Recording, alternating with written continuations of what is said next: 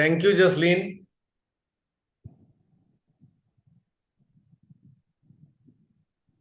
मैं दे देती हूँ पहले ही, पर आपका फोटो दिखता नहीं है इसीलिए डिले होता है।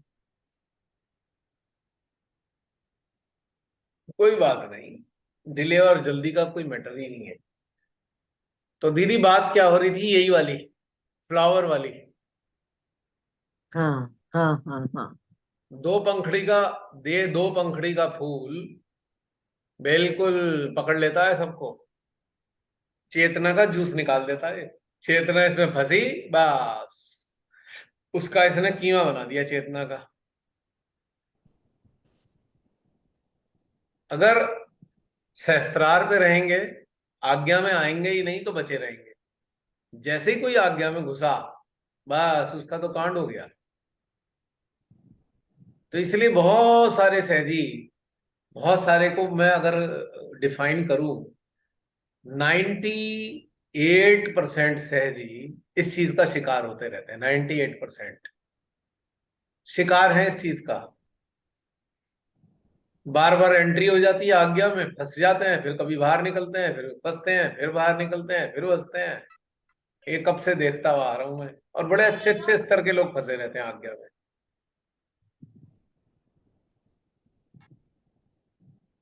अब अब मान लीजिए मैं गप मारना शुरू कर दूं। गप कब मारूंगा?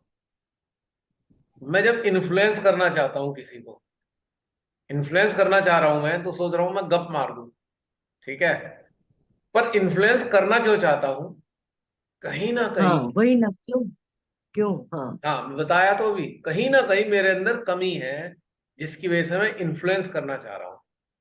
इंफीरियर फील कर रहा हूं मैं, इसलिए मैं इन्फ्लुएंस कर रहा हूं। अगर मैं इंफीरियर हूं ही नहीं, मुझे क्या जरूरत है इन्फ्लुएंस करने की किसी को? नीड क्या है? अब पैसा कौन मांगता है? बताइए, पैसा कौन मांगता है? जिसको लगता है कि तेरे पास पैसे की कमी है। पागलों की तरह पीछे, पैसे के पीछे कौन भागता है पागलों की तरह? जिसको लगता है तेरे पास पैसे अभी कम है और होने चाहिए। यानी कि जिसके अंदर डिमांड बनी हुई है, वो मांगेगा। कभी कुछ करेगा, कभी कुछ करेगा, कहीं ना कहीं से जुगाड़ करता रहेगा, पैसा यहां से मिल जाए, वहां से मिल जाए। ठीक है। इसी प्रकार से अटेंशन सीकर कौन है? Who is attention seeker? जिसको अपने अंदर ये लगता है कि तू रिजेक्टेड एंड डिजेक्टेड लॉट में से है। रिजेक्टेड और डिजेक्टेड है तू कहीं ना कहीं। वो फिर सबकी अटेंशन सीक करता है, अटेंशन सीकर। हमारी कलेक्टिव ने भी कई ऐसे लोगों को देखा, इस कलेक्टिव ने, जो अटेंशन सीकर साबित हुए। और उनके लिए मैं हमेशा एक ही शब्द बोलता हूं, बेचारे, पुअर गाय। ये शब्द आते हैं, क्योंकि दुर्गति कर रखी है अपनी अपनी अंदर, इतनी दुर्गति कर रखी है कि सबकी अटेंशन चाहिए हमें। क्यों चाहिए अटेंशन हमें? क्योंकि हम कहीं ना कहीं अपने अंदर इंफीरियर हैं। तो ये वाली समस्या है। तो अब बहुत सारे लोगों को इस कदर आदत हो जाती है ना। जैसे अभी हमारी ये बहन, ये संतोष बहन नहीं बोल रही थी, भैया किसी की लत लग जाती है, लत। ये लत है, ड्रग्स, ड्रग्स जैसी लत है अटेंशन सीकिंग वाली। कि हमारे, हम, मेरे को सब ध्यान दें और सब मेरी तारीफ करें। ये एक ड्रग एडिक्ट वाली कहानी होती है। अब ड्रग एडिक्ट को यदि ड्रग नहीं मिलेगी तो पगला ऐसा हो जाता है, वो अजीब अजीब बातें करता है ना। आपने देखा ही होगा। हाँ फिर रिहैब हाँ हाँ, सेंटर में बिल्कुल भेजना बिल्कुल। पड़ता है। अजीबोगरीब बातें करते हैं, हेल्यूसिनेशन रहता हाँ है उनको, इल्यूशन हेल्यूसिनेशन का शिकार रहते हैं। तो इस प्रकार से जो जो प्रेस सीकर होते हैं वो ड्रग एडिक्ट जैसे होते हैं। और अगर उन्हें ड्रग नहीं मिलेगी, कई बार देखा होगा ड्रग एडिक्ट वायलेंट कितने हो जाते हैं अगर ड्रग ना मिले। तोड़ फोड़ कर हाँ। देंगे, मारपीट कर देंगे। ड्रग एडिक्ट जितने भी होते हैं, उन्हें किसी भी तरीके से हम्म। ड्रग चाहिए चाहिए। तो ऐसे ही बिल्कुल। इस प्रकार के लोग, इस प्रकार के लोग जो अटेंशन सीकर होते हैं, अगर आप उनका व्यवहार देखोगे तो बहुत खराब व्यवहार हो जाता है उनका। अगर उनको वो डाइट नहीं मिली प्रशंसा की तो बहुत इरिटेट हो जाएंगे और बहुत खराब खराब व्यवहार करना शुरू कर देते हैं। ये एक हम्म। सब्जेक्ट बहुत कॉमन है, कई सारे लोगों में देख चुका मैं ये बात। और ऐसे बहुत सारे लोगों पे काम भी किया, तभी मैं इस नतीजे पे पहुंचा। शुरू में बहुत काम किया किस तरह ये संतुलित हो जाए, बहुत टाइम दिया, कई लोगों को टाइम दिया, लेकिन मैं हाँ इस जी हाँ। नतीजे पे पहुंचा। ये जो डिस्क्रिप्शन था ना मेरा लास्ट में ही आया, बेकार है, छोड़ दो, श्री माता जी के हवाले कर दो, कुछ फायदा नहीं है। ऐसे लोग ठीक होते ही नहीं, कभी होते ही नहीं है कभी भी ठीक, वैसे ही रहते हैं, क्योंकि वो एडिक्शन बड़ा भयंकर है। ड्रग एडिक्ट को रिहैब सेंटर में छोड़ देंगे तो कुछ महीनों बाद एक बार को ठीक हो सकता है, पर ये हाँ। वाला जो एडिक्शन वाला ठीक नहीं होता, ये तो गॉन केस है। और ये ऐसे लोग एक ही समय पर ठीक हो सकते हैं, और वो समय होता है जब इनको लगता है कि तुम्हारी दुनिया संसार अब समाप्त होने वाला है, और सर पटकेंगे, तब श्री माता जी के आगे सर पटकेंगे, पछतावा करेंगे, पछतावे की अग्नि में जलेंगे, तब तब जाकर ये इस चीज से छूटते हैं। पर तब तक समय निकल चुका होता है कि आगे कुछ करने लायक नहीं बचते। बहुत मुश्किल है, गॉन केस।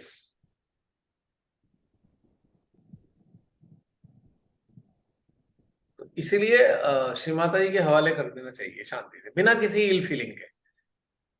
मतलब मेरे हाँ हाँ अंदर बिल्कुल। तो, मेरे संपर्क में तो ऐसे ऐसे लोग आए, पता नहीं क्या क्या किया उन्होंने, उल्टी सीधी हरकतें।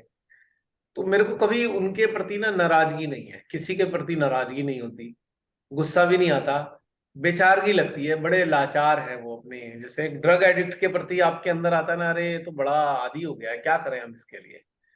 और ड्रग एडिक्ट के हाँ लिए कोई कुछ कर भी नहीं पाता, तो इसीलिए छोड़ देना चाहिए, दिमाग से निकाल देना चाहिए कि ठीक है कोई बात नहीं, छोड़ो। शांति अपने अंदर। एक दो बार लिखा भी है मैंने कि क्षमा करो और डिस्टेंस कर लो, क्षमा करके हाँ। डिस्टेंस। तो क्या है, इल फीलिंग कोई है नहीं, जीरो हो गई ना इल फीलिंग। तो हमने अगर किसी को दिल से क्षमा कर दिया, जीरो हो जाती है फीलिंग। पर क्षमा के साथ डिस्टेंस जरूरी है, वरना वो क्षमा का कोई मूल्य नहीं है। हम्म।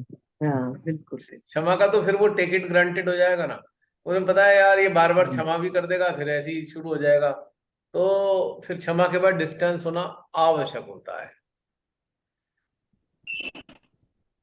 और जो बहुत विकृति होती है ना, ईगो एक्सेंट्रिक लोगों में बड़ी विकृति होती है, अंदर अंदर पता नहीं कितने प्रकार की ईर्ष्या पाल के रखते हैं, जेलसी भयंकर किस्म की होती है। हाँ ईर्ष्या भी है, ईर्ष्या भयंकर बहुत है, पता नहीं भयंकर ईर्ष्या होती है। काय। वाई ईर्ष्या? वाई ईर्ष्या? What's the use of this ईर्ष्या? आपको और हमें समझ में आ रहा है ना, पर जो ईर्ष्या से ग्रसित है उसको कैसे समझ में आएगा। उनको, पता नहीं। जो ऐसे लोग फंसे होते हैं उनको ईर्ष्या नहीं दिखाई देती अपनी, दूसरे लोग देख रहे होते हैं यार ये तो बड़ा ईर्ष्यालु है। और मेरा तो रिकॉर्ड है, मैं तो जब से मैंने होश संभाला मैं तो ईर्ष्या का ही शिकार होता आ रहा हूं, अपने चारों तरफ भी, घर में भी और सहयोग में भी। हमेशा ही शिकार होता हूँ ईर्ष्या का। और बहुत सारे लोग जानते भी हैं, पता नहीं कौन कौन लोग ईर्ष्या लेके बैठे रहते हैं, मुझे बड़ी हंसी आती है। और हमारे खानदान में भी ऐसी होता था, मेरे घर में ही बड़े सारे लोगों का चक्कर रहा, बहुत सारे लोग बड़े ही चिढ़ते थे बिना बात के, मैंने ना मिला ना जुला ना खा किसी से, फिर भी वो ईर्ष्या रखते हैं। कारण क्या है कि अगर आप सीधी सच्ची जिंदगी जीते हो और सही सही जिंदगी जी रहे हो, और, और उनको पता है ये जो सीधा जीवन है ना, ये शक्तिशाली बना देता है इंसान, पावरफुल हो जाता है इंसान। और पावरफुल इंसान से ही ईर्ष्या होती है लोगों को। मरगिल्लो से कौन ईर्ष्या करता है बताइए? हाँ बिल्कुल बिल्कुल। है, कोई मरगिल्लो से ईर्ष्या करता है? हाँ बिल्कुल नहीं। मेरे तो अभी चाचा वगैरह भी थे, वो तो अब संसार में नहीं है, मतलब मैं तो छोटा सा बच्चा उनके आगे, वो मेरे से ही ईर्ष्या करते थे। मैं कहा भाई इन्हें क्या कष्ट है मेरे से। और और बिल्कुल। उनकी ईर्ष्या भी पब्लिकली, मतलब सारे बाकी लोग भी कहते थे यार ये तो बड़ी ईर्ष्या करते हैं तुमसे। मुझे भी बड़ी हंसी आती है यार, मैं तो छोटा सा बच्चा हूँ, वो इतने बड़े हैं मेरे से, हम्म, पता नहीं क्यों ईर्ष्या होती है उन्हें। और तो और तो और मेरे पिताश्री को भी मेरे से ईर्ष्या हो गई थी, जबरदस्त। अब बताइए और क्या बोलूं। हाँ एग्जैक्टली, बिल्कुल। मेरी जन्मदात्री को भी मेरे से ईर्ष्या हो गई थी। अब बताओ क्या करूं, और क्या रह गया रिश्ता, बताओ। तो मैंने तो हर रिश्ते में ये देखा, 99%। एक रिश्ता बचता है जिससे नहीं हुई ना होगी, वो है डॉटर का। हाँ बाकी जितने बिल्कुल। रिश्ते मिले सब में ईर्ष्या घुसी हुई, किसी ना किसी रूप में ईर्ष्या थी। और फिर ईर्ष्या के बाद सेकंड जो अटैक होता है वो ईगो का होता है। जो ईर्ष्यालु होता है ना, वो भयंकर ईगो एक्सेंट्रिक हो जाता है वो। मतलब मैं हैरान होता हूँ कई बार, मैं शुरू शुरू में शिमाता से तो जुड़ा नहीं था, तो कई बार मैं ऐसे ही सोचता था यार पता नहीं मुझे पैदा किसने किया इस धरती पे। मैं कहा भाई तुमने क्यों भेजा मेरे को यहाँ पे, जिसे देखो वही ईर्ष्या करता है, मैंने किसी का बिगाड़ा क्या। कई बार मैं यही सोचता था जब मैं शिमाताई से भी नहीं जुड़ा था, छोटा था मैं कहा बिन बात के लोग ईर्ष्या करते हैं। मेरे फ्रेंड्स ईर्ष्या करने लगते थे, जिनके साथ खेले बड़े हुए वही ईर्ष्या करने लगते थे। मैं कोई पैसे वाला नहीं था भैया, गरीब परिवार, न पास में कुछ, दो जोड़ी तीन जोड़ी कपड़ों से ज्यादा रहे नहीं कभी, फिर भी ईर्ष्या किस बात से होती थी। बाद में मुझे रहस्य समझ में आया ये ईर्ष्या होती क्यों है मेरे से, और मैं आज सबके सामने वो शेयर करने जा रहा हूँ। मैं बहुत, मतलब मैं तंग होता था यार, मेरे से क्यों ईर्ष्या कर रहे हैं। मैं सबसे छोटा, खानदान में भी अपने सारे चाचा ताऊओं में सबसे छोटा हूं मैं, यंगेस्ट वन। ठीक है, आर्थिक रूप से भी सबसे छोटा हूं। ठीक, सब कुछ है। और मेरी कोई स्टेटस भी नहीं है, जैसे वो बड़े बड़े काम करते हैं, बहुत ऊंचे ऊंचे दर्जे के होते हैं, सामाजिक बहुत बड़े बड़े काम कर देते हैं, मैं उसमें भी कहीं नहीं हूं। तो मैंने सोचा यार ये मेरे से क्यों ईर्ष्या करते हैं। फिर मुझे रहस्य समझ में आ गया। जानते हो क्या है रहस्य दीदी वो? मैंने बचपन से अभी तक किसी के आगे हाथ नहीं फैलाया, किसी से मदद नहीं ली। अगर छोटी मोटी मदद भी ली है तो वो ऐसी नहीं है कि कोई मेरे को ऋण चढ़ा रहा हो। वो प्यार वाली तो मदद हाँ अलग बात है। आउट ऑफ लव किसी ने अगर मदद कर दी तो ठीक है, आउट ऑफ नीड मैंने किसी से मदद नहीं ली। ये रहस्य है एक्चुअली ईर्ष्या का। अब ये क्लियर हो गया। और आज भी मेरी स्थिति ऐसी ही है। मतलब कितनी नकारात्मक जीवन जीने के बाद भी, बहुत विपरीत परिस्थितियों में रहने के बाद भी, मैंने कभी किसी से मदद नहीं मांगी अपनी लाइफ में। किसी भी प्रकार की मदद नहीं मांगी, किसी भी प्रकार की। छोटी मोटी मदद तो कोई खुशी से खुद कर दे तो बात अलग है, और अगर किसी ने कर दी है तो मैंने बड़े पूरे दिल से कई गुना उसे रिपे किया है, कई गुना। हालांकि मैं कैलकुलेशन नहीं करता, क्योंकि प्रेम का आप बदला नहीं चुका सकते, वो तो हृदय में रखने की चीज होती है। और मैं तो कहता हूं जो आपको किसी भी काल में, किसी भी काल में किसी ने आपको सच्चे से प्रेम दिया है ना, उसका आप बदला चुकाने का प्रयास ही मत करो। डोंट ट्राई कि हम चुका दें। वो एक ऐसा ऋण होता है, उसे उतारना नहीं चाहिए कभी भी। हाँ, काल बदलने से कोई इंसान परिवर्तित हो जाए, अब वो उसकी अलग बात है, लेकिन उस काल का किसी का दिया हुआ प्रेम कभी गिराना नहीं चाहिए। उसको कभी गिराना नहीं चाहिए, उसको हमेशा याद रखना चाहिए कि एक समय में, आज भले ही ये कैसा है मेरे प्रति भाव रखता है, लेकिन इसने इस काल में प्रेम दिया है, उसका मान पूरी जिंदगी रखना चाहिए। मान, भले ही आप दूर हो जाओ, आप डिस्टेंस रख लो किसी भी रिश्ते से, लेकिन प्रेम को नहीं गिराना चाहिए कभी। क्योंकि प्रेम का जो स्रोत है वो केवल एक ही है, वो है ईश्वर। अगर आप किसी के प्रेम हाँ को, भूतकाल के प्रेम को भी गिरा रहे हो, तो आप ईश्वर को गिरा रहे हो। सीधी बात बता रहा हूं मैं एकदम। वर्तमान में कोई आज्ञा में फंस गया या किसी तरीके से मेंटल लेवल पे नीचे चला गया, डाउन हो गया, वो मैटर नहीं करता। लेकिन आपकी अगर मेमोरी में किसी का वास्तविक लव है, प्यार है, कंपैशन है, चाहे वो माँ बाप हो, भाई बहन, चाचा ताऊ, कुछ भी हो, never forget. Never forget this time, this segment of time, क्योंकि ये डिवाइन की तरफ से मिला आपको। हाँ, वर्तमान में उसकी स्थिति ठीक नहीं है किसी की, यू में मेक ए डिस्टेंस, पर कभी किसी के प्रेम को लज्जित नहीं करना चाहिए, वो अच्छी बात नहीं होती। बिल्कुल ठीक, ठीक है। हाँ, उसमें थोड़ा गैप बना सकते हैं आप, वो कोई दिक्कत नहीं है। तो मैंने जिंदगी भर में यही किया, जिसने भी जो करा ठीक है, लेकिन मैं ना तो भुलाया। और आज की स्थिति में बहुत से लोग इस स्थिति में नहीं है मानसिक स्तर पे, आज मेरे से भले ही ईर्ष्या करते हो, पर मैं उनसे किसी से ईर्ष्या नहीं करता, ना मैं नाराज होता हूं, ना मुझे कोई परेशानी है किसी से। तो ये जो एक चीज है ना कि आप स्वाभिमानी हो, सबसे बड़ी ईर्ष्या का कारण यही है, आप स्वाभिमानी हो। तो जितने भी स्वाभिमानी लोग हैं, मैं आज सबसे आपकी समस्या का सॉल्यूशन बता रहा हूं, शांत हो जाओ। अगर आप स्वाभिमानी हो तो आपकी सराउंडिंग में ईर्ष्या करने वाले ढेर सारे लोग मिलेंगे। कारण क्या है, स्वाभिमानी की कोई डिमांड नहीं होती, और जब डिमांड नहीं होती है तो वो शान से रहता है। और शान से रहने वाले लोगों को जो ईगो इसेंट्रिक लोग हैं वो पसंद नहीं करते। दैट इज ए बिल्कुल। प्रॉब्लम। हाँ। तो फिर ये मेरी ये जो गुत्थी थी सॉल्व हो गई चिंतन से। चिंतन से जो है सॉल्व हो गई। भैया, जसलीन ऋतु बहन कह रही हैं कि मेरी आवाज वहां तक नहीं पहुंच रही, जरा पहुंचा ऑडिबल है। मेरी आवाज। नहीं नहीं, इट इज ऑडिबल। वो कह रही हैं अभी उनका मैसेज आया ना, हाँ, मैंने देखा। ऑडिबल हो गए। हम्म। उन्होंने अपना तो नहीं बंद कर दिया कहीं, या आवाज कम हो गई हो? नेटवर्क की वजह से। मैं भी। तो दीदी ये रहस्य है।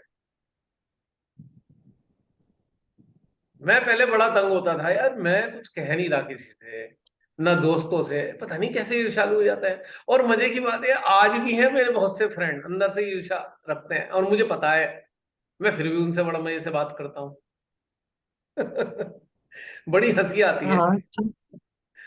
हाँ। मुझे बड़ी हंसी आती है क्योंकि उनके अंदर ईर्ष्या हो रखी है मेरे से, और मैं बड़े मजे से उनसे बात कर रहा हूँ, तो उनकी स्थिति बड़ी अजीबोगरीब हो जाती है। ना तो वो अपनी ईर्ष्या जाहिर कर सकते, और ना ही ईर्ष्या करने से रोक सकते अपने आप को। और मैं अंदर अंदर मजे आ रहे होते हैं, मैं कहा हाँ फंसा हुआ है बंदा ये तो। और एक और रहस्य की बिल्कुल। मैं बता रहा हूं आज सबको। अगर आप जागृति के रास्ते पर चलते चलते चलते जागृत हो गए हो, एनलाइटेंड हो, ध्यान देना मेरी बात पे, आपका कोई मित्र नहीं हो सकता। Nobody will be your friend. कोई, no one will be your friend. को वाकर हो सकते हैं, सहयात्री हो सकते हैं, पर मित्र कभी नहीं हो सकता कोई आपका। जागृति के स्तर पे आपका मित्र नहीं रहता कोई, आप अकेले होते हो। अगर आप एनलाइटेंड हो तो आपका कोई मित्र नहीं हो सकता दुनिया में, हो ही नहीं सकता। क्योंकि क्योंकि जो आपकी चेतना है उस स्तर पे मैच करने वाला आपको मिलेगा नहीं। और जो आप जैसे स्तर वाले एनलाइटेंड हैं, ध्यान देना, दोबारा मैं बता रहा हूं, सब लोग ध्यान से सुनना, आपके स्तर के कोई एनलाइटेंड है तो वो भी मित्रता नहीं रखेंगे, साथ में रह सकते हैं, आपकी इस यात्रा में साथ चल सकते हैं, पर मित्र कभी नहीं हो सकते। देखने में लग सकता है कि मित्रता है, क्योंकि आत्मा हृदय से भरी हुई है, प्रेम से भरी हुई है, जीवात्मा के प्रेम से भरी हुई है, और आप नैसर्गिक प्रेम से भरे हुए हो, और आपके हृदय से प्रेम फूट रहा है, उन तक प्रेम छू रहा है, उनका प्रेम आपके हृदय को छू रहा है, पर मित्र फिर भी नहीं हो आप। क्यों? क्योंकि जागृति के जो स्तर हैं, अगर एनलाइटनमेंट की बात करूं तो एनलाइटनमेंट एक शब्द तो हो गया, पर इसमें भी वैरायटी है, इसमें भी कैटेगरी है अवेयरनेस की। एनलाइटनमेंट के लेवल पे भी अवेयरनेस की कैटेगरी बन जाती है। और कोई, हम कहे भाई कोई फुली एनलाइटेंड है, मान लीजिए 10 लोग फुली एनलाइटेंड है, वहां पे मित्रता की आवश्यकता ही नहीं रहती एक्चुअली। वहां मित्रता जैसा शब्द ही नहीं इस्तेमाल होगा, या हो ही नहीं सकती फीलिंग, क्योंकि वो तो जुड़े हुए हैं ना, वननेस में आ गए। मित्र का मतलब होता है एक ये है, एक मैं हूं, तो मित्र है। अब जहां फुली एनलाइटेंड हो तो आप वननेस में हो, 4 लोग वननेस में हैं, 6 लोग वननेस में हैं, तो यहां मित्रता नाम की चीज नहीं है। अब हम इसको कहें मित्रता का फिर मतलब क्या हुआ? मित्रता का मतलब क्या हुआ? एक कॉम्पेटेबिलिटी है, तेरे पास ये है, मेरे पास ये है, और हम एक चीज के लिए दोनों एक साथ तैयार हैं और एक ही उस पे चल रहे हैं। तो कॉम्पेटेबिलिटी मूव कर रही है हमारी, मित्रता तब भी नहीं है, लग रहा है कि मित्रता है।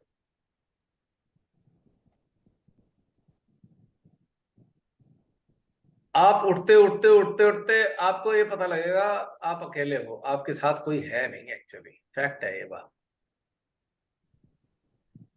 तो यहां तक पहुंचने के लिए आपको सराउंडिंग की जरूरत होती है, कलेक्टिव चाहिए शुरुआती दौर में। हाँ धीरे धीरे धीरे धीरे बिल्कुल। आप चलते चले जाते हो तो फिर आपको कोई नहीं चाहिए, क्योंकि आप उसके साथ जुड़े हो जो जिसमें सब कुछ समाया है। आप उससे हाँ। जुड़ चुके जिसमें सब कुछ समाया है, तो होल कलेक्टिव इज देयर जहां आप जुड़े हुए हो। आपको स्पेशल कलेक्टिव की जरूरत नहीं रही। हाँ, हम्म। आपकी जरूरत कलेक्टिव को हो सकती है, पर आपको कलेक्टिव की जरूरत नहीं है, क्योंकि आप नहीं पूरे है, हाँ। कॉस्मिक कलेक्टिव के साथ हो। You have become one with the collective of this Cosmos. यहाँ एक चीज, ये बिल्कुल। इंटरप्रिटेशन था थोड़ा सा। हाँ हाँ। और इसका मैं उदाहरण इसलिए दूंगा, महावीर जी और बुद्ध समकालीन हुए हैं, एक ही काल में हुए हैं, और उस अच्छा। काल में किसी ने उन्हें आपस में बातचीत करते नहीं देखा। कोई उदाहरण अच्छा। नहीं है कि आपस में वो मिले होंगे कभी, हाँ हाँ। समकालीन होने के बावजूद भी। एक दोनों पीठ मिलाकर बैठे हैं, पीठ से पीठ मिलाकर बैठे हैं दोनों, बिहार में। एक राजगीर की तरफ मुंह करके बैठा है, तो एक बोध गया की तरफ मुंह करके बैठा है, कमर से कमर मिले हुए हैं, लेकिन बातचीत कभी नहीं करी उन्होंने आपस में, क्योंकि एक ही थे। हम्म। इसी तरीके से इस एनलाइटनमेंट के मार्ग पे यदि कोई 4 लोग, 6 लोग, 10 लोग एनलाइटेंड हो गए, तो एक ही हो गए हैं। यहाँ मित्रता नाम की चीज नहीं है, दे बिकम वन। हम्म। मित्रता तब तक है जब तक स्तर नीचे ऊपर है, ऊपर नीचे स्तर है तो हाँ। मित्रता रहेगी। एक समान होते ही हम्म। मित्रता समाप्त हो जाती है, फिर वननेस आ जाती है। करेक्ट। Very true. बिल्कुल सही। और सेकेंडली, सेकेंडली मान लीजिए दीदी आप राइज करते चले गए, आप ऊपर आगे बढ़ते गए बढ़ते गए बढ़ते गए, और आपके साथ बहुत से लोग जुड़े हुए हैं, बहुत अच्छी बातचीत चलती है, दोस्ती भी है, सब कुछ दिखाई दे रही है, पर अंदर से आप झांक के देखेंगे तो आपको समझ में आएगा भी मित्रता तो नहीं हो सकती मेरी इससे, क्योंकि चेतना का ऐसे अंतर है, एक यहाँ तो एक यहाँ, चेतना का स्तर का इतना हाँ डिफरेंस आ रहा है, तो यहाँ मित्रता नहीं हो हाँ सकती। हाँ। बिल्कुल। एनलाइटनमेंट के रास्ते में मित्रता नहीं होती, वननेस होती है, या कॉम्पेटेबिलिटी होती है। या तो आप पूरक हो, हाँ पूरकता का सिद्धांत काम कर रहा है, या फिर एक हो, एकाकारिता है या हाँ पूरकता है, मित्रता तब भी नहीं हाँ है। हाँ। हम्म। पॉइंट समझ में आ रहा है दीदी मेरी बात का? हाँ हाँ बिल्कुल बिल्कुल, बहुत अच्छे से। हम्म। तो यह कारण होता है कि आप चलते चलते चलते आप एकाकी हो जाते हो, हाँ ये बात पक्की है। बिल्कुल। और जब ऐसा होता है तो आप अपनी सारी बातें किसी से शेयर नहीं कर सकते, क्योंकि सामने वाले की स्थिति वो है नहीं आपकी बातों को समझ सकेगी। हाँ बिल्कुल बिल्कुल, एग्जैक्टली। अब सही आपको कह पता रहे है हो, यार ये बिल्कुल। मेरी बात समझ नहीं पाएगा, तो आप क्या बताओगे किसी को? अच्छा, हाँ मित्रता हाँ कहाँ होती है? मित्रता में क्या चीज कॉमन है? शेयरिंग कॉमन है। बिल्कुल। अगर 4 मित्र बैठे हैं तो सब अपनी अपनी आपस में शेयर कर लेते हैं, लेकिन एनलाइटनमेंट के रास्ते में शेयरिंग बड़ी हाँ डिफिकल्ट होती है, क्योंकि चेतना का स्तर अलग अलग है। बिल्कुल। जिसकी चेतना का स्तर हल्का है, कम है, वो तो सारी दुनिया की बातें उसे शेयर कर सकता है, पर जो अच्छी चेतना का स्तर वाला है वो सारी बातें अपनी नहीं शेयर कर सकता, क्योंकि उसे पता है सारी बातें इसे समझ में नहीं आएंगी। हाँ बिल्कुल। इसलिए नहीं कि वो शेयर करना नहीं चाहता, इसलिए कि उसे हाँ ये पता है कि इसको समझ में नहीं आएगी। नहीं आएगा। हाँ अब जैसे कोई बिल्कुल। आगे, जैसे कोई सहजी होता है, सहजी आया, किसी का फोन आया, मिला, भैया एक प्रॉब्लम है। मैंने कहा, "हाँ, बताओ जी।" वो ऐसे ऐसे ना, ये प्रॉब्लम हो गई है, तो बंधन कैसे मैं लगाऊं, कौन सा वाला बंधन दूं, यहाँ फिर मैं समझ में आ जाती है कि मैं नहीं बता पाऊंगा इन्हें कुछ भी। फिर मैं उन्हें किसी और के पास भेजूंगा, देखो वहां चले जाओ, वो आपको सही बता देंगे। तो मुझे पता है मैं इन्हें बता नहीं पाऊंगा कुछ भी चीज। समझ पा रहे हो आप? क्योंकि अगर मैं हाँ अगर मैं इनके हिसाब से बताऊंगा तो अपने साथ में नाइंसाफी कर रहा हूं। अगर मैं बिल्कुल। अपने साथ हाँ। से इन्हें बता दूंगा तो इनके साथ हम्म। नाइंसाफी हो जाएगी कि उन्हें पल्ले नहीं पड़ने की बात। हाँ आई हाँ अवॉइड टू टेल, बिल्कुल। कि मैं कहूंगा अच्छा वो हमारी दीदी हैं, उनसे आप बात कर लो, वो बहुत बढ़िया बात बताती है, उन्हें सब आता है। हाँ ये बिल्कुल। होता है, ये रूटीन लाइफ में भी होता है, अभी भी होता है। हाँ हाँ क्योंकि एक एक सोल श्री माता जी ने मेरे पास भेजी, मैं उस सोल को जो रास्ता बताऊंगा, मैं आज वाला रास्ता बताऊंगा जो आज में कार्यान्वित होगा, अभी और आज चाहिए वो वाला रास्ता बताऊंगा। हाँ हाँ बिल्कुल। आउटडेटेड रास्ता तो नहीं बताऊंगा। और जो मैं उसे हाँ आज का रास्ता बताऊंगा तो उसे समझ में आना नहीं है वो, उसे उसे सुन रखा है, तो उसे आउटडेटेड वाले रास्ते चाहिए। आउटडेटेड वाले मेरी ठीक। चेतना उसे बता नहीं सकती, और उसको मेरा रास्ता समझ में आने का नहीं, तो यहाँ एक गड़बड़ हो जाती है। हाँ तो फिर मुझे मुझे ऐसे इंसानों के पास भेजना पड़ता है उन्हें, जहां उनकी प्रॉब्लम सॉल्व हो जाए। ठीक। हाँ क्योंकि नाइंसाफी हो जाएगी ना, मैं अपनी चेतना के साथ भी तो नाइंसाफी करूंगा। बिल्कुल बिल्कुल। हाँ यानी कि अगर मैं जो बताऊंगा तो आज्ञा चक्र से संबंधित होगा, तो मैं आज्ञा चक्र से संबंधित तो नहीं बता सकता उसको। ठीक है। हाँ तो यहाँ पे समस्या पैदा होती है, डिफरेंस है ये।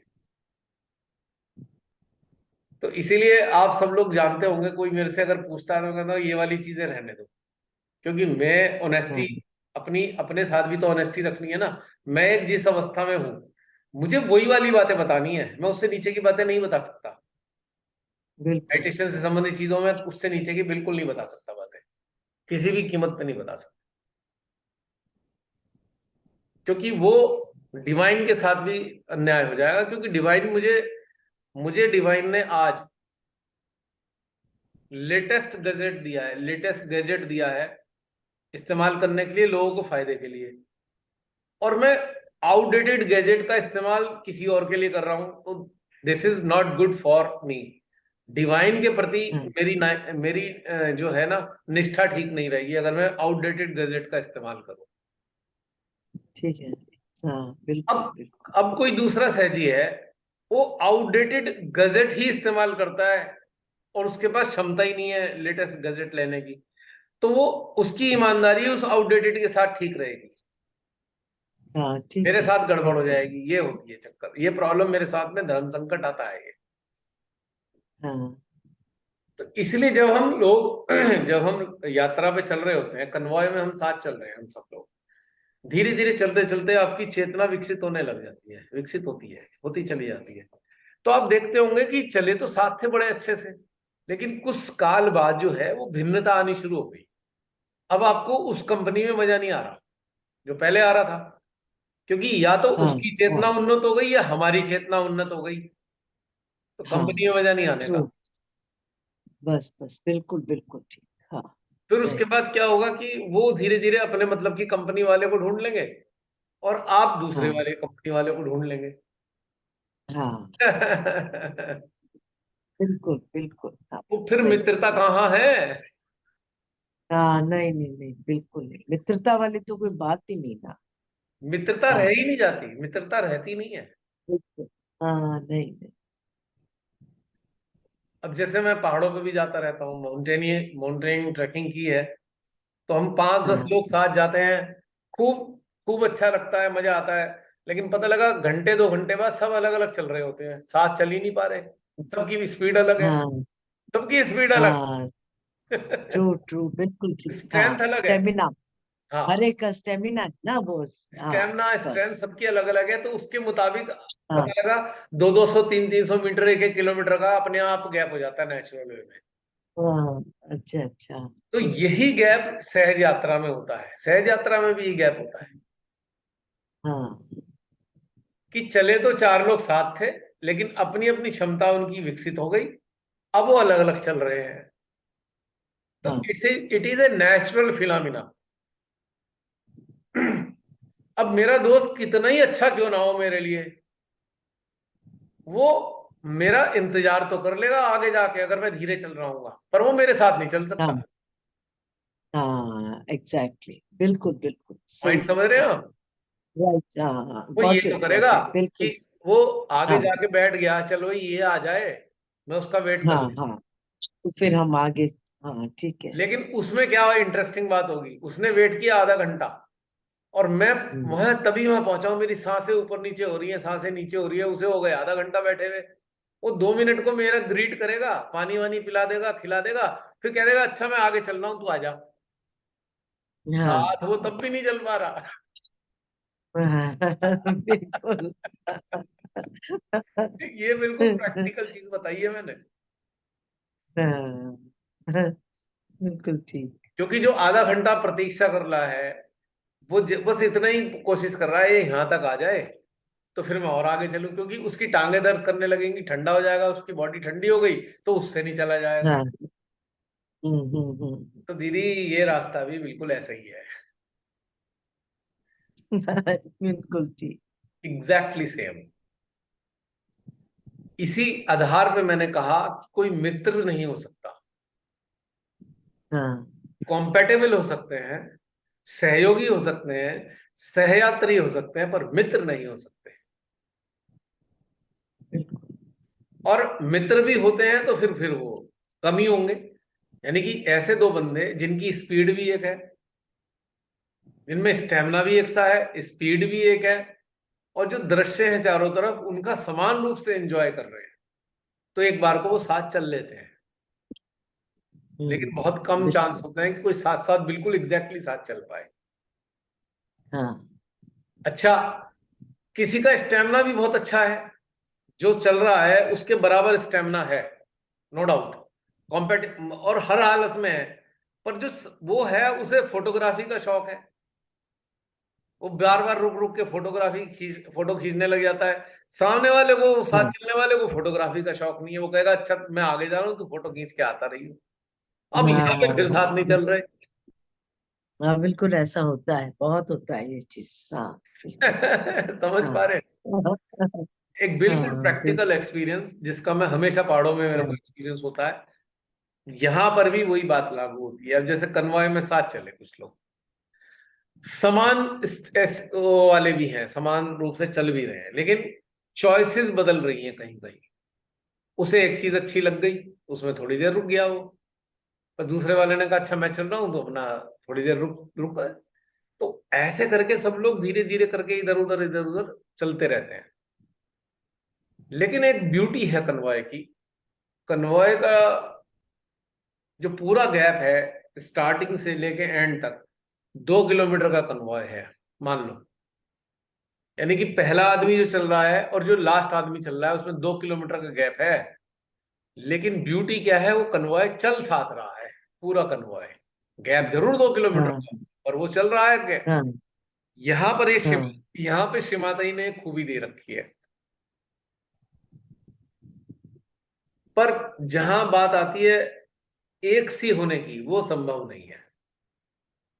हाँ, अब बहुत से बिल्कुल। लोग इसलिए भी नाराज हो जाते हैं, अरे साथ क्यों नहीं चल रहे? भाई चल नहीं सकते साथ, नेचुरली साथ नहीं चला जा हम्म। सकता, क्योंकि अलग अलग इतनी सारी अच्छा। चीजें मैंने एक्सप्लेन की हैं। हाँ हाँ लेकिन एक दूसरे हाँ का ध्यान रखा जा सकता है, कि कोई पीछे रह गया, हाँ, थोड़ा खड़े हो जाओ, थोड़ा वेट कर लो कि चल थोड़ा कोई आ सा। जाए, इतना ही है बस, इससे हाँ ज्यादा बिल्कुल। नहीं है। हाँ, लेकिन अगर कोई सोचे हर समय साथ चले, तो वो संभव नहीं है। वो और नहीं, वो इसी चीज बिल्कुल। की लड़ाई खूब देखी है मैंने सहज में। नाराज हो जाएंगे अच्छा। हर चीज के नाराज, अरे हाँ भैया पॉसिबल नहीं है ऐसा, हाँ हाँ हाँ, इट इज नॉट पॉसिबल। तो बहुत सारी बारीक बारीक चीजें हैं जो हमें समझनी चाहिए।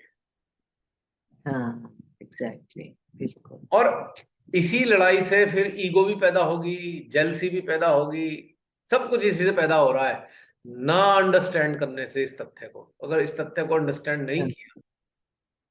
हाँ, अब मेरा एक फ्रेंड है, हम बहुत सालों से साथ आते रहे, पहाड़ों पे ट्रैकिंग में, माउंटेनिंग में।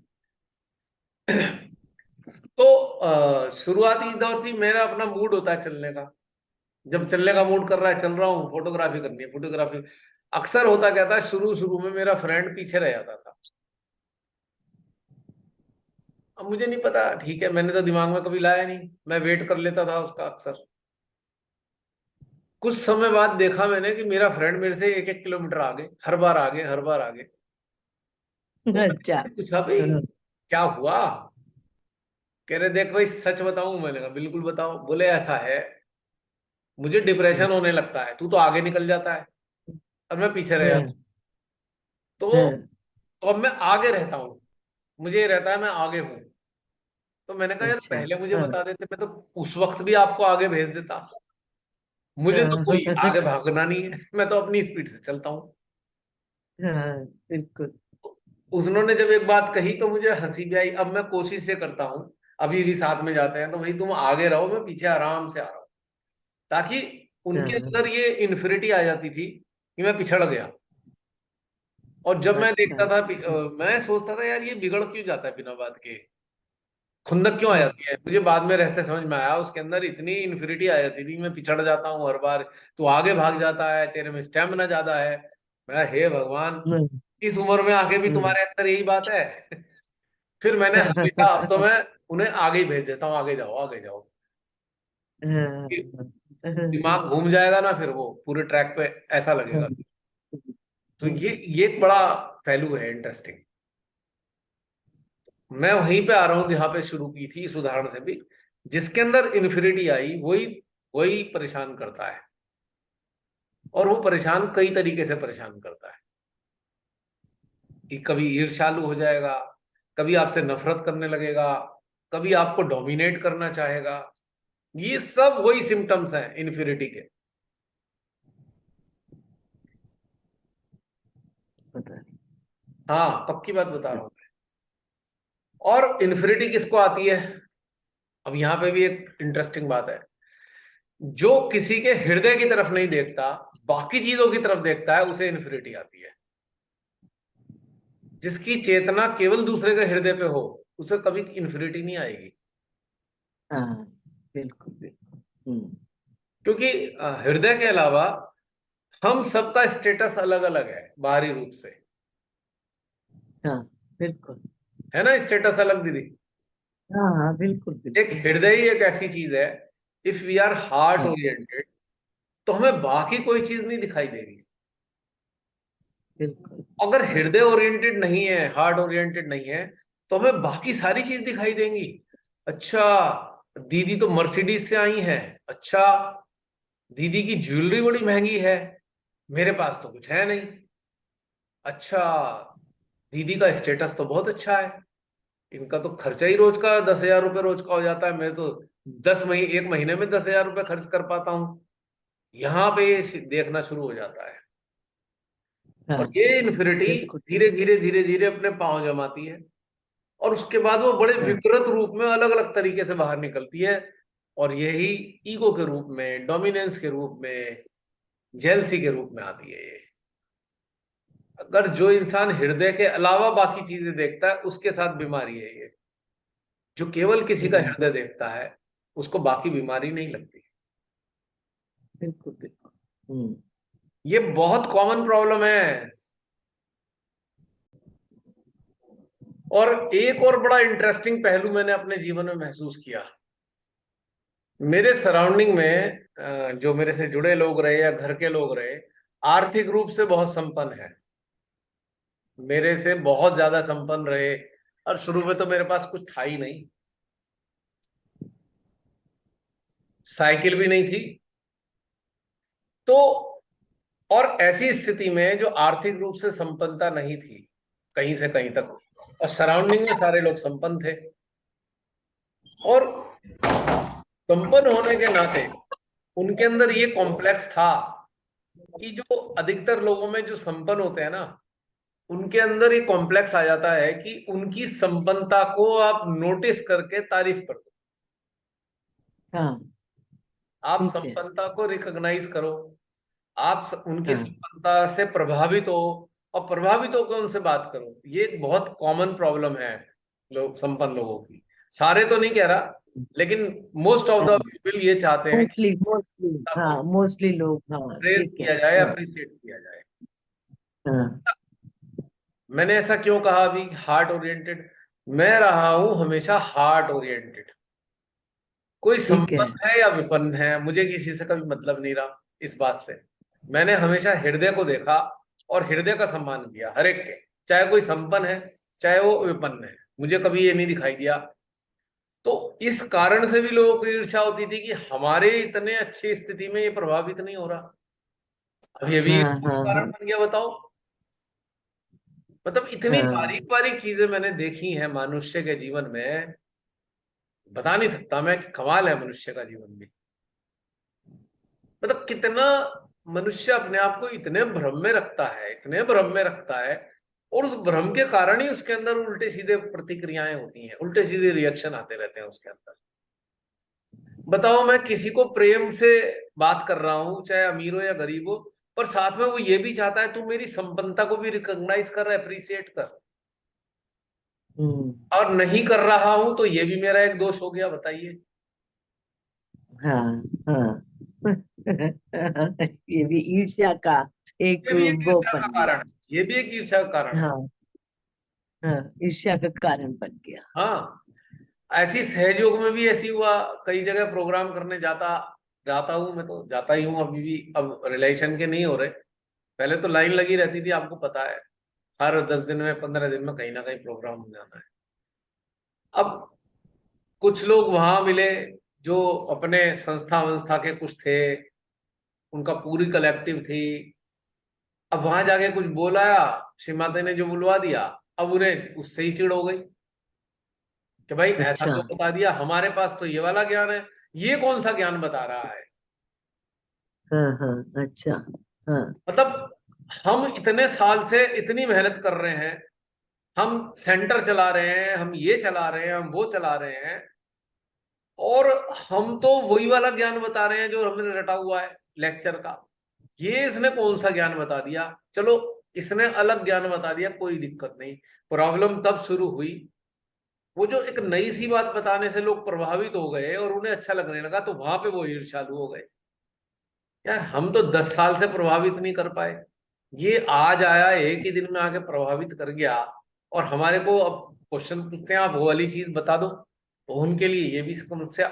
अब यहाँ पे वो लोग इसलिए ईर्ष्यालु हो जाते हैं, ईर्ष्या हो जाती है उन्हें, क्योंकि ये जो बता रहा है हम कहाँ से बताएं वो चीजें। तो लिहाजा हाँ भैया बिल्कुल। इसको दबाना शुरू करो, इसको आरोप लगाओ, इसको कह दो भैया ये सहज के खिलाफ काम कर रहा है, इसको कह दो कि ये तो सारी गड़बड़ चीजें बता रहा है।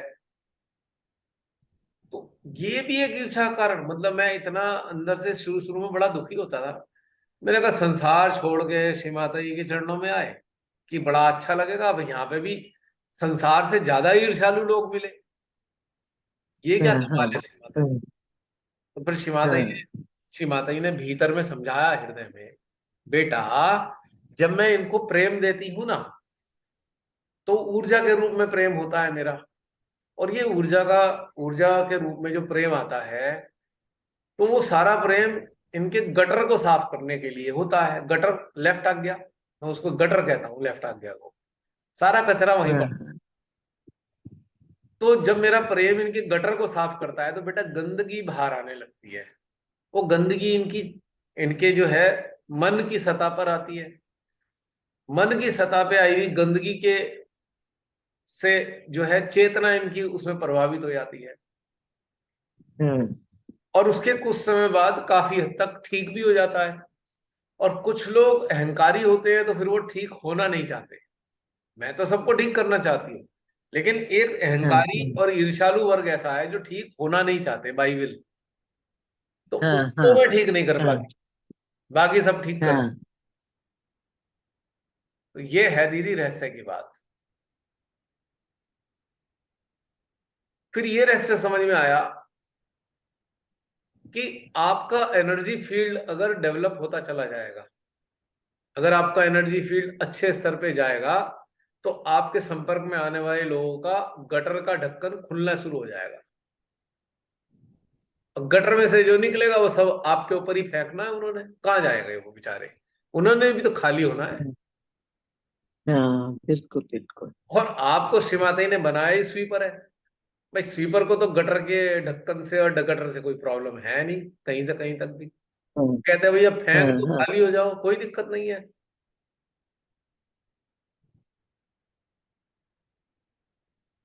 अब ये प्रश्न उठेगा कि भाई जब आपको इतनी समझ है तो आप लोगों से दूर क्यों होते हो, डिस्टेंस क्यों करते हो?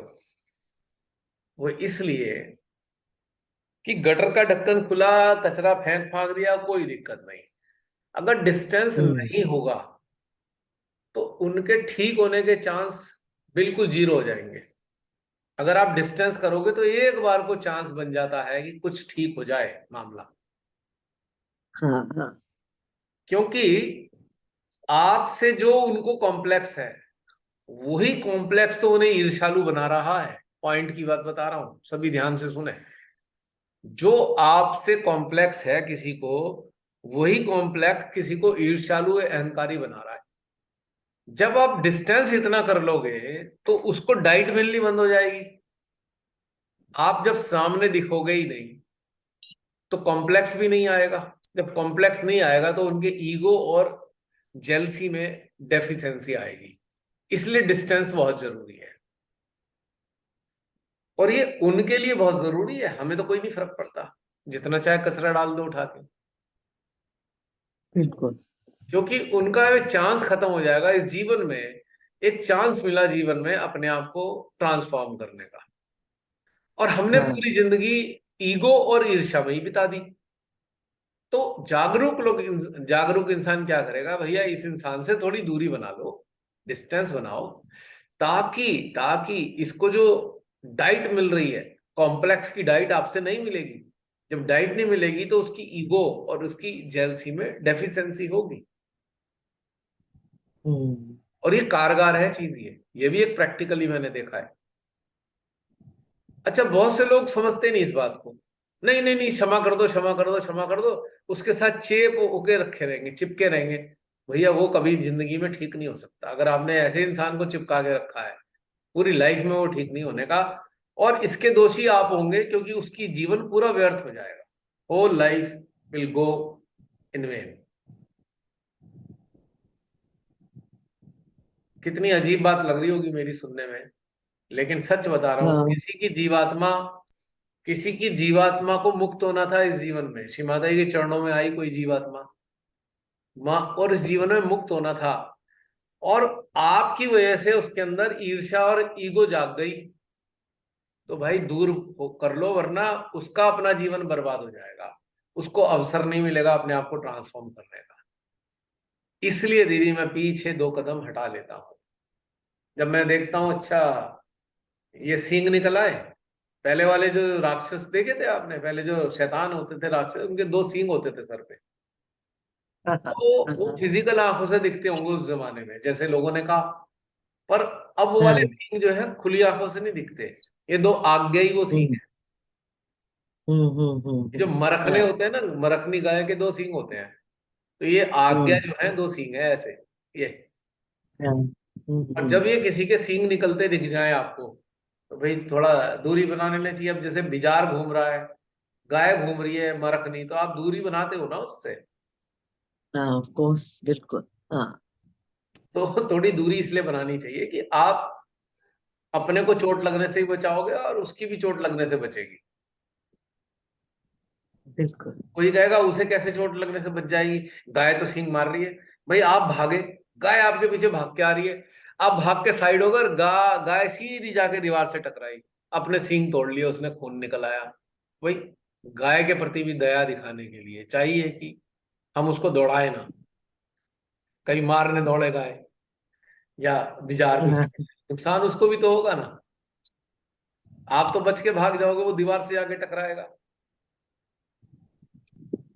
और ये भी प्रैक्टिकल मैंने देखा, ये जब लड़ते हुए भागते हैं तो खुद ही चोट खाते हैं।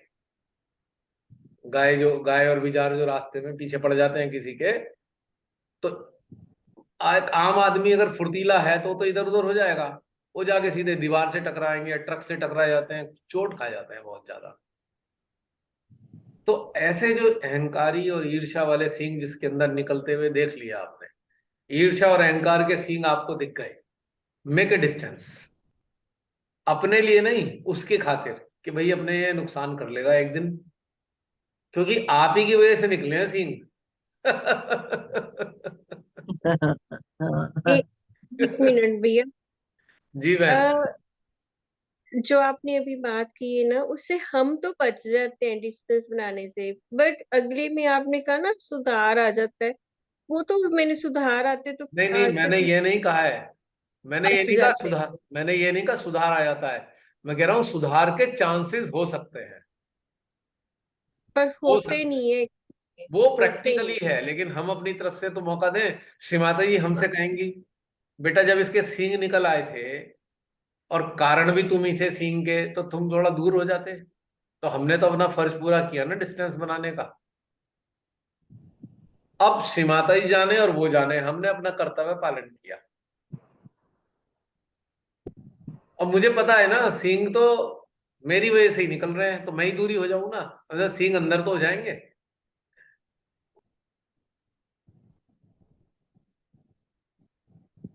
कम से कम हम तो कारण नहीं बनेंगे ना उनके सींग निकलने का, ये जरूरी है। और कभी ना कभी क्या होता है, एक दिन मरखना जो होता है ना, और दीवार से जाके टकराता है, बहुत जोर से चोट लगती है, खूनम खून हो जाता है, तब उसे समझ में आता है भाई सींग नहीं मारने चाहिए थे। तो मौका देना चाहिए, मौका देना चाहिए कि भाई रियलाइज करने का मौका कब होगा, जब आप नहीं होंगे, तभी रियलाइज होगा। आपसे तो डाइट मिल रही है ना, वो तनी हुई है सींग, बिल्कुल टाइट हो रखे हैं, क्योंकि डाइट ही आप हो। आपकी बीइंग, आपकी एग्जिस्टेंस ही तो डाइट है वो। अब जैसे कैंसर होता है किसी को, तो कैंसर का बेस्ट इलाज बताया था एक जापानीज डॉक्टर है, उसे नोबेल पुरस्कार मिला। उसने बताया कि अगर किसी को कैंसर है तो 72 आवर्स केवल पानी पे रहे, 72 घंटे पानी पर खाली, और महीने में 72 घंटे पानी पे रहे, महीने में फिर दूसरे महीने 72 घंटे रहे, तो धीरे से उसका बहुत जल्दी कैंसर जीरो हो जाएगा। क्योंकि उसकी जो भूख है वो कैंसर को खा जाएगी। ये सच्ची बात है। तो अब कैंसर सेल्स को डाइट किससे मिल रही है? जो आप खाना खाते हो। कैंसर क्यों नहीं जा रहा? क्योंकि वो नॉरिश हो रहा है, आपके फूड से नॉरिश हो रहा है। उसका फूड कट कर दो, कैंसर नष्ट हो जाएगा। ये प्रूव्ड थ्योरी है, इसे ऑटोफेजी बोलते हैं, ऑटोफेजी। पूरे वर्ल्ड में प्रूव्ड हो गई है थ्योरी। इसको डॉक्टर विश्वरूप राय ने भी बताया। तो इसी प्रकार से जो कैंसर ग्रसित हैं, जैसे ये कैंसर वाली बात ही होती है, जो ईर्ष्या है वो कैंसर जैसी होती है। कैंसर और ईगोइक सेंट्रिज्म जो है, और जो जेलसी है, ये कैंसर जैसी है। और डाइट किससे मिलती है? जिससे ईर्ष्या है उसी से डाइट मिल रही है उसे। उसके जो ये ईर्ष्या और ईगो के जो सेल्स हैं, वो मरेंगे कभी नहीं जब तक आप उसके संपर्क में बने रहेंगे। तो आप उसके संपर्क से हट जाओ तो उसको नॉरिशमेंट मिलना बंद हो जाएगा। धीरे धीरे एक समय आएगा तो वो नष्ट हो जाएंगे सेल। लंबा टाइम लगता है, इतनी जल्दी ठीक नहीं होता कि आज आज 72 घंटे भूखे रहे और कल को ठीक हो गए, ऐसा नहीं होने का। रिपीटेडली कई कई महीने लग जाते हैं इस चीज को ठीक करने में, और ये बिल्कुल फैक्ट है। तो सेम पर सेम थिंग इज तो विद है। जी बहन। भैया ये भी तो है ना, ये उसकी एक नेचर बन गई है। हम परे हो जाएंगे, किसी और को पकड़ लेगा, किसी और से उसको हाँ तो हम, अटैक। देखिए मैं अभी क्या बोल रहा हम हूँ, बता अभी क्या बोल रहा हाँ हूँ कि हम श्री माता जी के प्रति तो हम जागरूक होने के नाते हमने ये सोचा ना कि भाई ये नुकसान कर लेगा हम अपना, तो हम थोड़ा डिस्टेंस पैदा कर लेते हैं। और ये भी तो बोला मैंने कि सींग मारने दौड़ रहा है, जाके टकराया दीवार से, तो उस दिन अकल आ जाएगी कि सींग नहीं मारने चाहिए, खुद के सींग भी तो टूट गए ना। और एक बात और है, जो मरखने होते हैं उन्हें भी फिर मरखना ही मिलता है कोई ना कोई। आपने देखा होगा, दो जो बिजार लड़ रहे होते हैं ना, वो दोनों ही लड़ाका हम्म, होते हैं, तो जीतता तो एक ही है ना। तो ये भी एक के ठीक ऊपर है। एक भी तो बैठा है। ठीक है, कोई और मरखना मिल गया तो अकल ठिकाने लगा ही देता है वो। ये सत्य है। तो फिर हमने तो अपनी तरफ से उसे चांस दे दिया ना कि भाई ठीक है, तू अपना वो मत कर।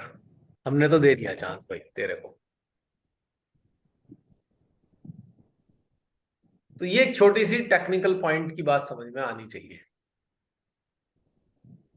और उससे बड़ा लाभ होगा। शांति रखनी चाहिए हमेशा। और यकीन मानिए, इस तरीके से सीन का असर खत्म हो जाता है और वो टूट भी जाते हैं, किसी काम के नहीं रहते।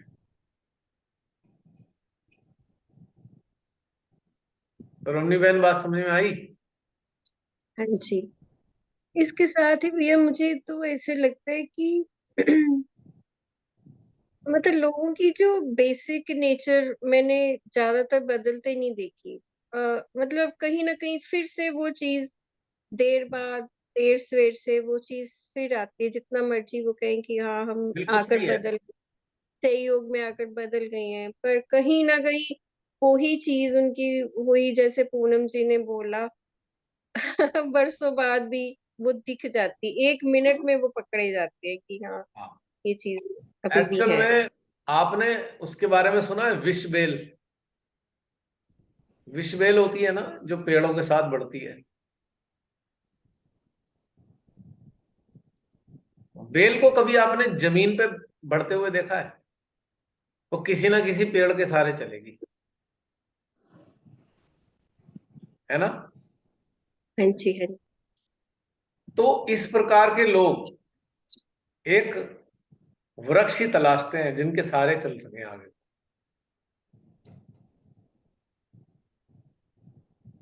तो विष बेल है तो विष तो उसका स्वभाव में शामिल है ना,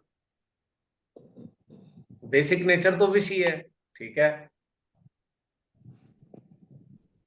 और हमारे संपर्क में अगर कोई ऐसी विष बेल आती है तो हम क्या करेंगे? हम तो काट देंगे। उसी की तो बात बोल रहा हूं मैं, काटने की। डिस्टेंस का मतलब ही तो यही है, काट दो। अब किसी और को प्रभावित करे, किसी और वृक्ष पे चढ़ जाए तो वो उसकी जिम्मेदारी है। हमें तो अपने आप को बचाना है और हमें उसको भी बचाना है। श्री माता जी का, हम श्री माता जी की तरफ देखते हैं कि भाई हमारी वजह से इसका जहर और ना बढ़ जाए। आपसे ही तो डाइट मिल रही है। एक और चीज भैया, जी। आपने कहा ना हमें किसी को हृदय से जानना चाहिए, है ना। हाँ। तो हम सबके कांटेक्ट में, मतलब आपके समेत बहुत सारे लोग आए जो पहले पहले हृदय के बहुत अच्छे लगते हैं, अच्छे होते भी हैं। फिर कुछ सालों बाद सब कुछ अचानक कैसे बदल जाता है ना। वही हमारे फिर दुश्मन बन जाते हैं, जैसे ये चर्चा जो अभी तो चल पूरी रही है। कहानी बताई, वही तो होता है। हाँ, उस वक्त हमें क्यों नहीं पता चला मैं हूं या कोई और भी है। सभी के साथ ये चीज होती है कि अच्छे भले चल रहे होते हैं, हमने हृदय से उनको जाना, हम मतलब अच्छे संबंध बने, पर कुछ साल बाद वही ईर्ष्या या कुछ भी पनप गया अंदर, तो बस वो ना, दुश्मन बन जाता। इसमें थोड़ी सी मैं सुधार करूंगा, पनपा नहीं है, निकला है। हम्म। निकला है, पनपा नहीं है। अच्छा। जो था ऑलरेडी, पीछे से लेके आ वही। रहे हैं, पीछे से लेके आ रहे हैं, और निकला, निकलने से उनको ही राहत हो रही है। अगर वो निकल रहा है ना विष, तो राहत उनको भी है। वो तो सदियों से तैयारी कर रहे थे, निकल नहीं पाया कभी। आप अच्छे इंसान मिले, अच्छे इंसानों के सामने ही निकल सकता है, बुरों के सामने कैसे निकलेगा? बुरे तो उनके भी डैडी हैं, वो तो उनसे भी ज्यादा जहरीले होंगे। तो नहीं। जो विष है वो निकलता भी अच्छों के सामने है, क्योंकि ईश्वर ने व्यवस्था ऐसी करी है कि आपको मान लीजिए इस स्थिति में पहुंचाया कि चलो किसी का विष भी अगर आएगा कोई फर्क नहीं पड़ रहा। ईश्वर क्या करते हैं, व्यवस्था उन्होंने क्या कर रखी है, भैया ये विष से ग्रसित है, इसके अंदर इसके एक एक सेल में विष भरा हुआ है, ठीक है कोई बात नहीं। अब उनको उनको उसकी जीवात्मा का भी ख्याल रखना है, जो विषैला है उसकी जीवात्मा का भी ख्याल रखना है ना। भगवान ने, भगवान का संबंध तो जीवात्मा से है, मनुष्य के मन से भगवान का कोई संबंध नहीं है। और वो चाहते हैं कि यार इसकी जो जीवात्मा है ये कैद खाने में है, जीवात्मा ईश्वर का अंश है, और वो उसने जकड़ी हुई है अपनी आदतों के कारण। तो परमात्मा का प्रयास ये है कि किसी तरीके से इसके अंदर का जो जहर है वो खाली अगर हो जाए, तो ये जीवात्मा की तरफ कभी ना कभी देखेगा, और कभी ना कभी इसको कष्ट आएंगे। जहरीले इंसान को हमेशा कष्ट मिलते हैं, वो कष्ट तो देता है, पर उसको खुद भी कष्ट बहुत मिलते हैं, भयंकर कष्ट मिलते हैं, क्योंकि अपने जहर से तो खुद भी परेशान है ना वो। बिल्कुल। तो क्या होता है, ईश्वर को बड़ा प्रेम है जीवात्माओं से, सबकी जीवात्मा से परमात्मा को प्रेम है, क्योंकि उनका अंश है। तो वो क्या करेंगे, किसी अच्छे इंसान के संपर्क में एक विषैले आदमी को लाएंगे, पॉइजनस इंसान को, बहुत खतरनाक इंसान को किसी के संपर्क में लाएंगे। उसके संपर्क में लाने से उसका विष बाहर निकलना शुरू हो जाएगा, और जब विष निकलेगा, जो दबा हुआ विष था वो धीरे धीरे करके बाहर निकलने का मतलब रिलीज हो रहा है, रिलीज। जब विष निकलता है किसी के सामने अच्छा नहीं लगता, पर अगर आप उसको ब्रॉडर वे में देखो आप, और गहराई से समझो इस बात को, तो आप ऐसा समझ सकते हो उसके कारण विष तो निकल गया ना, कम से कम उसका हम्म। कुछ तो उसके अंदर राहत मिलेगी विष निकाल के अपना।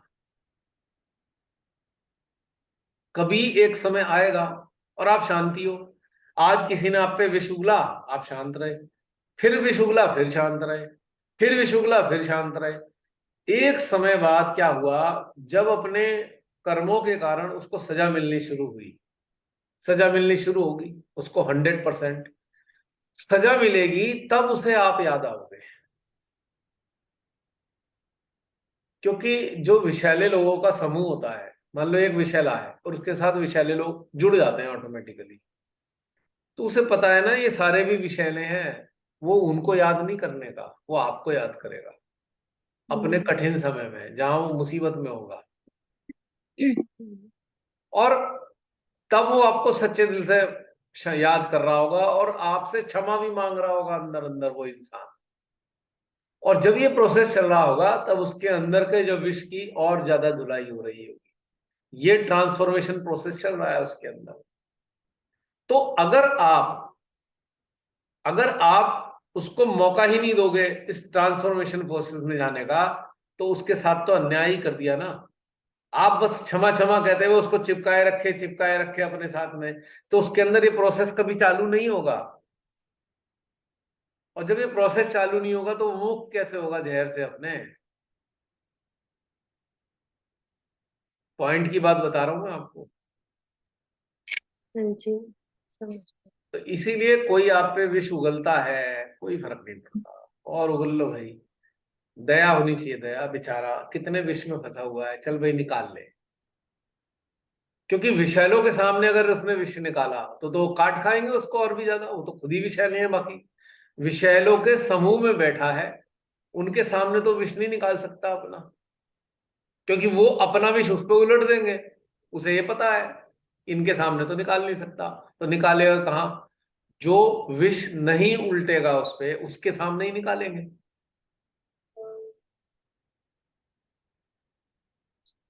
क्यों बहन, समझ में आ रही है बात? जी बिल्कुल समझ आ रही, तो ये बिल्कुल कहानी है ठीक है। समझने की। अगर ये समझ लिया तो फिर समस्या नहीं होगी। इसके लिए दिल बड़ा करना पड़ता है थोड़ा, और ये बारीक समझ, ये बारीक समझ पैदा करनी चाहिए हमें अपने अंदर इस तरीके से। तो फिर क्या होगा, कष्ट नहीं होगा कोई। अगर ये समाधान आपने लिया है तो आपको ना तो दुख है ना कोई परेशानी है, बल्कि आप सोच रहे हो चल ठीक है भाई, मैं कहा, चल ठीक है कोई बात नहीं, निकाल के छुट्टी कर रहे से क्या करना है इसको। यहां पे आप काफी ऊपर अवस्था में बैठकर ये सब महसूस कर रहे हो। अगर आप ऊपर हो तभी आप ये समझ पा रहे हो, वरना उसके बराबर में तो आपको समझ में आ ही नहीं रहा। अगर आप भी उससे उसी स्तर पे आ गए तो दोनों में कोई अंतर नहीं है।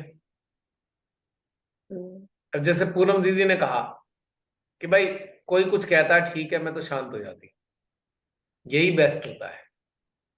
और हम्म, अगर ये समझ भी पैदा हो गई, अरे यार इसके अंदर जहर भरा हुआ था, चल निकाल ले हमारे सामने निकाल ले, कोई बात नहीं, तो कोई दिक्कत नहीं है, कहीं तो निकलेगा ना।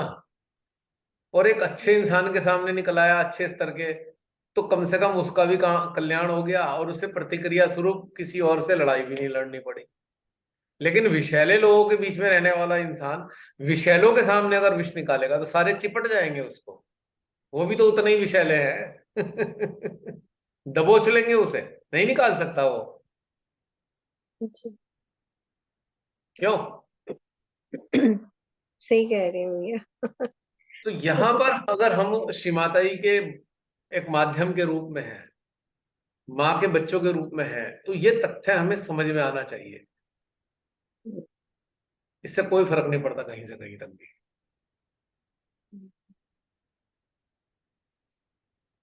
तो ये चीजें समझ होनी चाहिए विकसित। यहाँ पे आप इवॉल्व हो, अच्छे स्तर पे इवॉल्व हो रहे हो, और उसको तो अभी इवॉल्वमेंट का पता ही नहीं।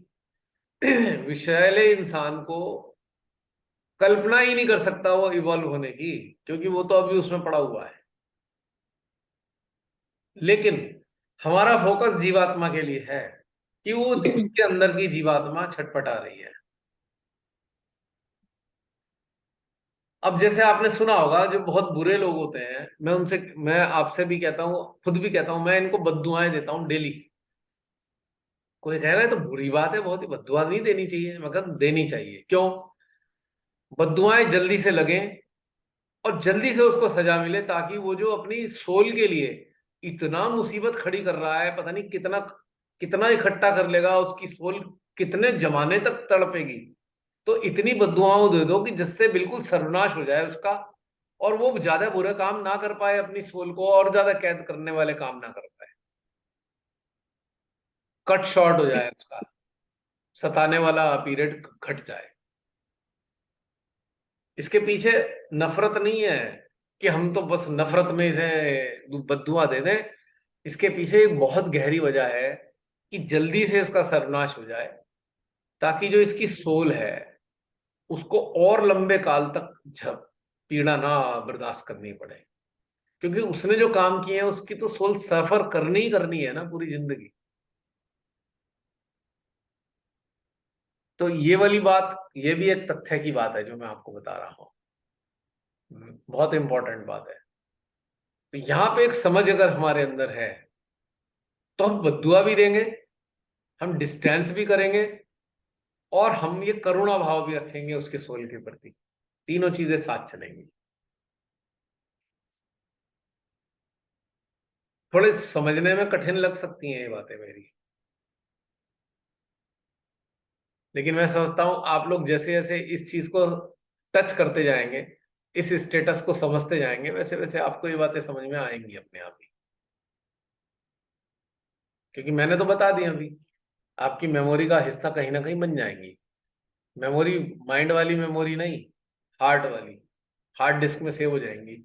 जब आपको इस चीज की जरूरत पड़ेगी, ऑटोमेटिकली आपके अंदर से समाधान आएगा।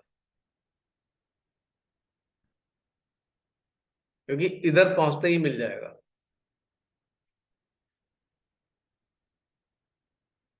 तो ये बात ही छोटी छोटी बारीक बारीक बातें होती हैं, और हमको अगर समझ में आती हैं तो हम शांत रहते हैं, हम इरिटेट नहीं होते, हम परेशान नहीं होते, हम नाराज नहीं होते। और जब नाराज ही नहीं हो रहे हैं तो क्या हम उससे झगड़ा करेंगे? हम्म, भलाई बुराई ये सब बकवास है, एकदम एकदम बकवास है, इनमें कुछ नहीं रखा। भलाई बुराई का जो चक्कर है वो बहुत लिमिटेड एरिया तक सीमित है, बहुत लिमिटेड है। इससे ऊपर उठना पड़ेगा। और जब इससे ऊपर उठ जाएंगे तो भलाई बुराई का चक्कर सारा खत्म हो जाएगा, आप किसी चक्कर में होंगे ही नहीं। एक वास्तव में जागरूक मानव जो होता है वो किसी चीज से बंधा ही नहीं है, कोई चीज बंधी हुई नहीं है उससे। वो एक नैसर्गिक जिंदगी जीता है, प्राकृतिक रूप से जो प्रकृति उसको देती है वैसे ही जीवन जीता है, वैसा का वैसे ही जैसा है। आप सबने अगर पढ़ा हो, एक छोटा सा एक लेख था, मानव धर्म, पढ़ा होगा? रिसेंटली। मानव धर्म पढ़ा है ना? हाँ जी, अभी तो आया। हाँ। तो अल्टीमेट क्या चीज है उसमें, क्या चीज बताई गई उस मानव धर्म कि बस यही है सत्य है। और इस मानव धर्म के पालन करने योग्य होने के लिए ही हम ध्यान में आए हैं। श्री माता जी हमें ध्यान में लाई इसलिए है हम इवॉल्व होकर इस मानव धर्म की बारीकियों को समझ पाए, मानवता के लिए कुछ कर पाए, मानव धर्म में स्थित हो पाए। सहयोग और आपको आसमान पे चढ़ाने के लिए नहीं मिला है कि आप बस सारे देवताओं के साथ घूमेंगे तो फिर क्या होगा। मैं कहूं चलो आपके साथ सारे देवता आ गए, आपको दिखने भी लगे, तब करेंगे क्या? बताओ क्या करेंगे तब आप? मानेगा लो बेटा सारी शक्तियां मेरी ये ले ली, ये दे दी मैंने तुम्हें, अब क्या करोगे? कोई बताएगा सारी शक्तियों के बाद क्या होगा?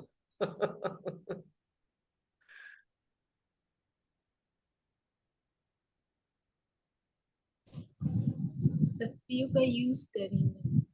क्या करोगे यूज में? ये मर्सिडीज खरीदोगे, आलीशान बंगला बनाओगे, या 8,000 करोड़ रुपए का प्लेन खरीदोगे?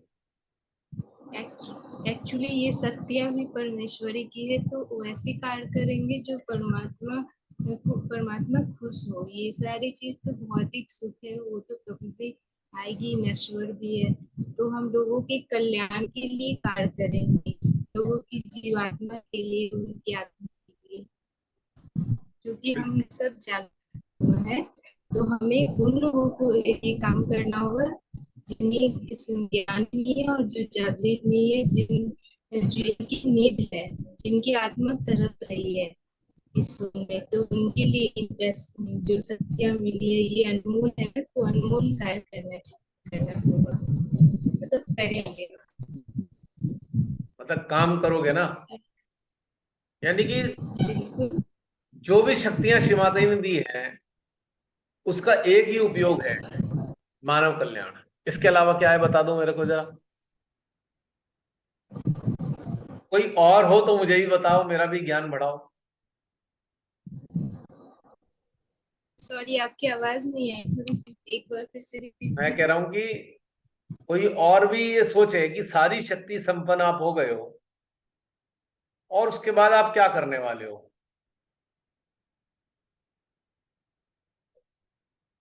वही करोगे ना, मानव चेतना के कल्याण के लिए कार्य करोगे, मानव के कल्याण के लिए कार्य करोगे।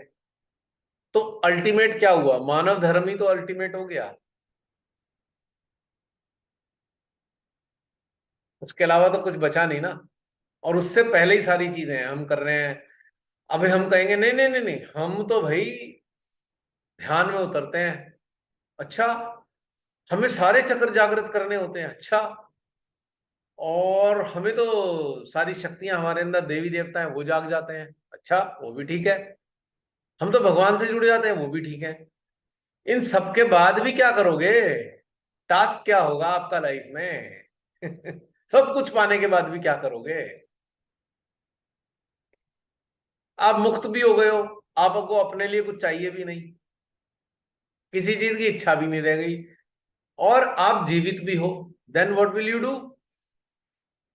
एक ही तो चीज रह जाती है, मानव धर्म का पालन करना। जो भी डिजायरस लोग हैं उनको आप चेतना के रास्ते पे लगाओगे, उसको भी आप वही चीजों में लगाओगे जिससे चलकर आप उन्नत हुए हो, जिससे चलकर आप मुक्त हो, उन्हें भी लगाओगे उसी पे ही कि चलो भाई तुम भी आ जाओ, तुम भी आ जाओ, तुम भी आ जाओ, तुम भी आ जाओ। तो आप क्या कर रहे हो? मानव धर्म का वास्तव में पालन कर रहे हो।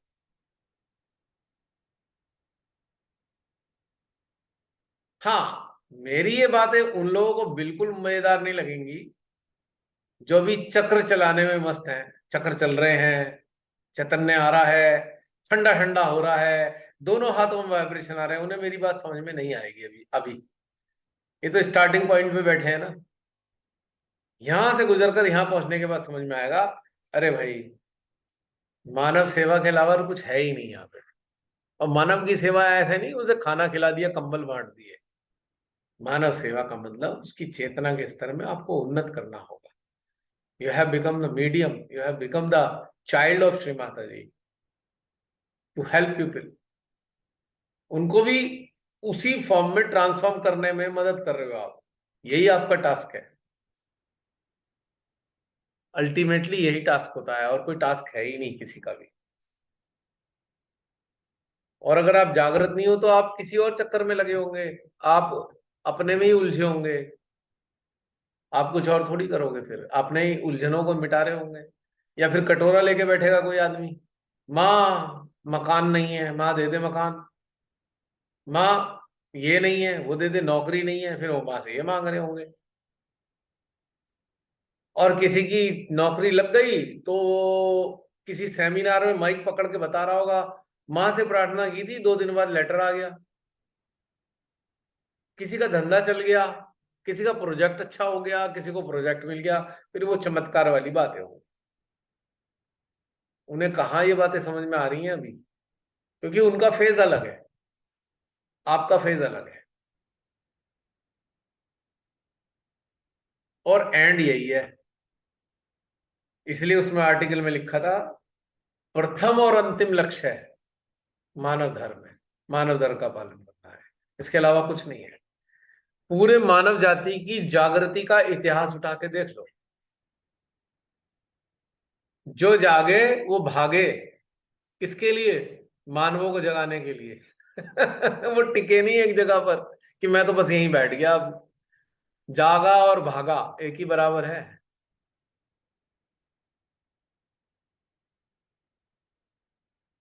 तो अल्टीमेट वहीं पे आ गए, खत्म हो गई चीज। तो ये कहानी समझनी चाहिए कि सामने वाला आके अपना कूड़ा फेंक गया, ठीक है भाई कोई बात नहीं, हम साफ कर देंगे। फिर फेंक गया, कोई बात नहीं। मैंने आपको कहानी बताई थी ना, जब हम पुराने अपने घर में रहते थे पेरेंटल हाउस में, पड़ोसी थे हमारे,